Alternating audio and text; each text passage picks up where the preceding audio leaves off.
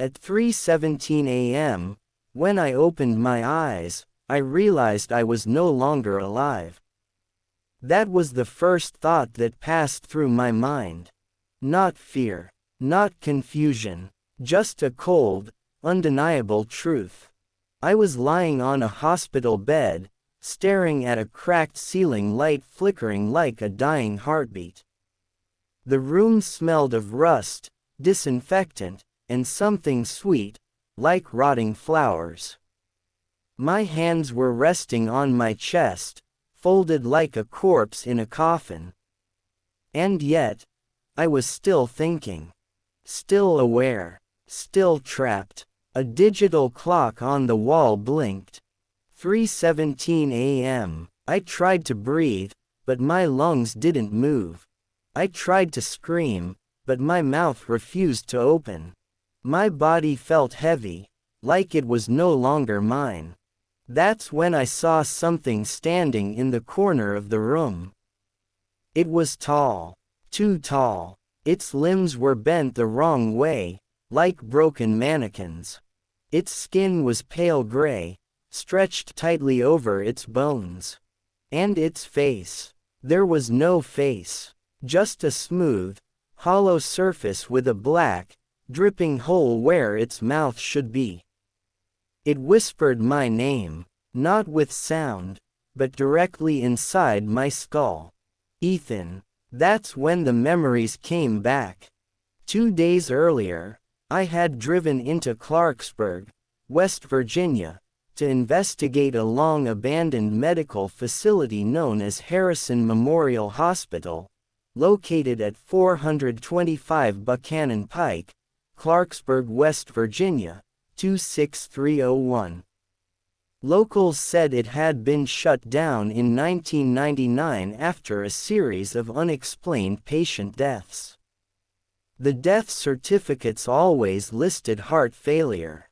But the autopsy photos told a different story. Every victim's eyes were burned black. Every tongue was missing. And every face was frozen in an expression of absolute terror. I was a journalist specializing in cold cases. I didn't believe in ghosts.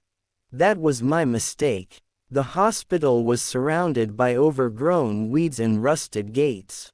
The windows were shattered, like something had tried desperately to escape. Inside, the air was thick, heavy, and warm, as if the building itself was breathing. My flashlight flickered as I walked down the main corridor. The walls were covered in peeling wallpaper and old patient room numbers. Room 317. That number kept appearing everywhere. Painted in red. Scratched into doors. Carved into walls. I felt sick just looking at it. In the basement, I found a locked door marked Psychiatric Isolation Ward, authorized personnel only. I forced it open. That's where I found the tapes.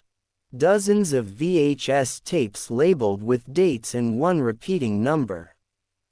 317. I played one. A hospital room appeared on the screen. A patient was strapped to the bed, screaming as doctors in surgical masks stood around him. The patient screamed, "It comes at 3:17. It comes at 3:17. The doctors ignored him. Then the lights went out. And something crawled across the ceiling. The tape cut to static. Suddenly, behind me, a voice whispered, "Ethan." I turned. Nothing was there. But the temperature dropped instantly. My breath became visible. That's when my phone vibrated.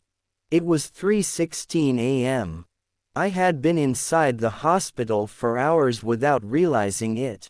Then, every door in the hallway slammed shut at once. Boom, boom, boom. The hospital went silent. My phone changed to 3:17 a.m. And the screaming began. Not from one place. From everywhere. That was the last thing I remembered before waking up on this hospital bed, already dead. The faceless thing in the corner began to move toward me. Every step made the floor rot beneath its feet. "You died in room 317, it whispered. "You never left." I suddenly remembered. I had found room 317 in the basement. The door was sealed with chains.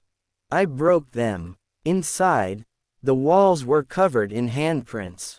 And on the bed was my own body. Eyes burned black, tongue missing, dead. "You are only a copy now," the thing said.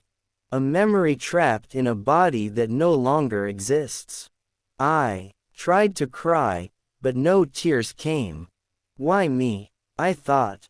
The thing leaned close.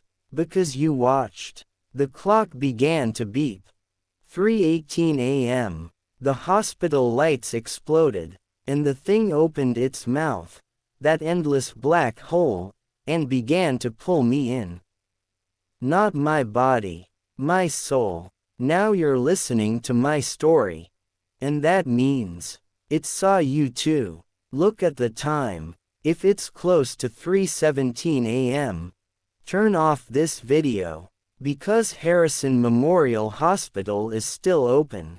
And room 317 is still waiting.